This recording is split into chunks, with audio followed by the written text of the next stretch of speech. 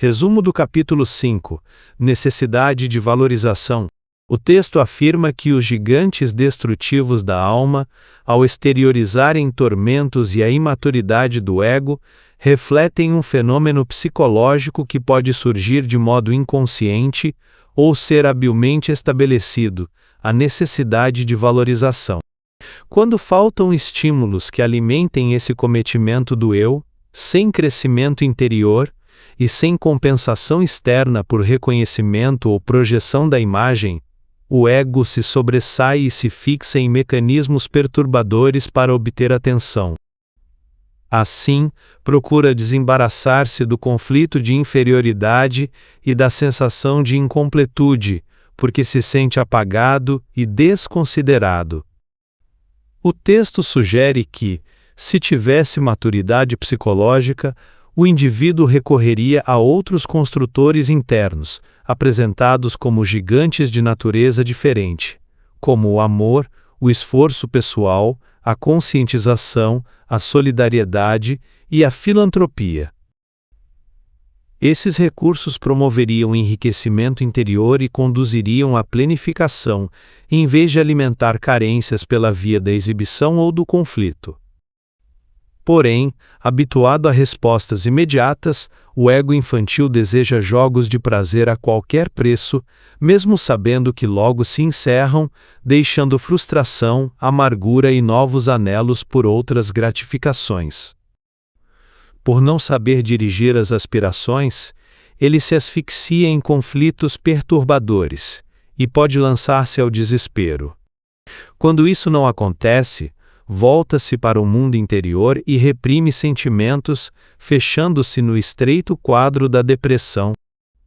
Mesmo assim, permanece renitente, permitindo que tendências de prazer ressurjam disfarçadas, como autoaflição, autoflagelação e autodepreciação, formas que, embora pareçam punição, continuam buscando uma atenção compensatória.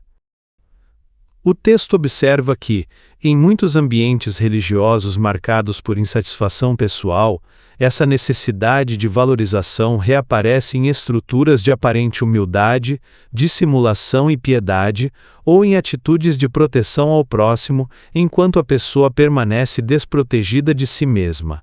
Nesse ponto, o capítulo distingue a humildade verdadeira como conquista da consciência que se expressa em alegria e plenitude. Quando, ao contrário, a humildade se manifesta como sofrimento, desprezo por si e violenta desconsideração pela própria vida, ela revela o lado oculto da vaidade e da violência reprimida, chamando atenção para aquilo que deveria passar despercebido. A humildade é apresentada como atitude interior diante da vida, e não como indumentária exterior destinada a despertar comentários e compensar a fragilidade do ego. Em continuidade, o texto descreve o caminho da conscientização como uma vigilância natural, sem tensão, fundamentada numa intenção libertadora, que deve ser percorrida com cuidado e simplicidade. Jesus é referido como psicoterapeuta excepcional, e sua orientação de vigiar antes de orar é interpretada como método de autoencontro, para que depois se possa entregar a Deus sem outras preocupações. A proposta permanece atual porque o inimigo do homem está nele mesmo, e vem sendo herdado através do tempo, ao longo das reencarnações. Esse inimigo é o ego, descrito como dissimulador hábil que conspira contra as forças da libertação. Sem poder fugir de si nem dos fatores arquetípicos coletivos, o ser debate-se entre um passado de sombras, marcado por ignorância, acomodação e automatismos instintivos, e um futuro de luz, definido como plenitude obtida por esforço tenaz, amor e autorrealização.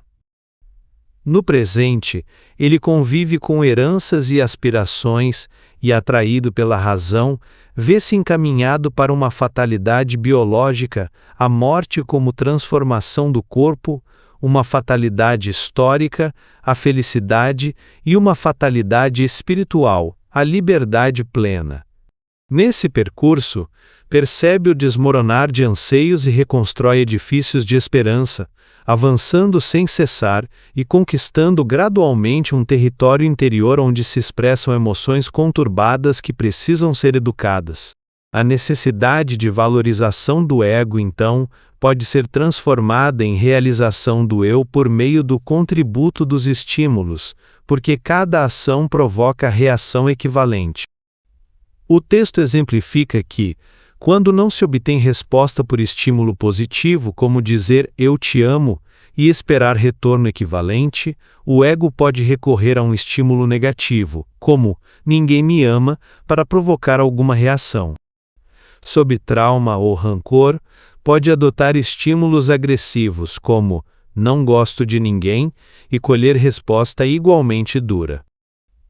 Esses estímulos são descritos como fontes de energia, que, conforme sejam dirigidos, produzem resultados correspondentes.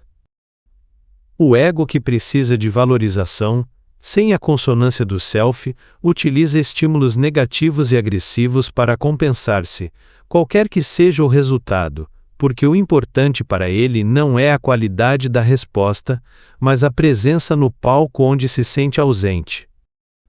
O texto afirma que, no interrelacionamento social, mesmo quando todos estão presentes, o ego pode isolar suas vítimas para chamar atenção ou bloqueá-las de tal modo que não fiquem ausentes, mas se tornem invisíveis. Estão no lugar, porém não estão ali, e essa invisibilidade buscada serve para compensar o conflito do ego, mantendo a autoflagelação de não ser notado e de não possuir valores atraentes. Essa mortificação neurótica introjeta imagens infelizes e personagens míticas do sofrimento, compondo um quadro de desamparo emocional e de desdita pessoal.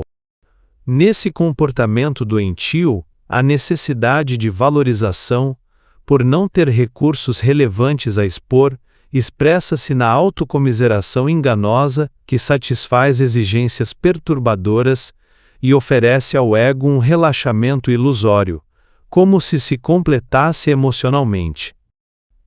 Por fim, o texto conclui que, quando o self emerge e governa o ser, os estímulos se tornam sempre positivos, mesmo se a origem for negativa ou agressiva, porque expressam um bem-estar próprio de quem está em equilíbrio.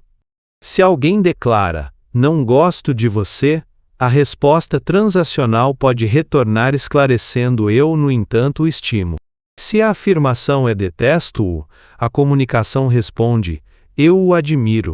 Nessa postura, o indivíduo não se contamina nem se amargura, pois, em equilíbrio, possui valor e não necessita da valorização como carência do ego.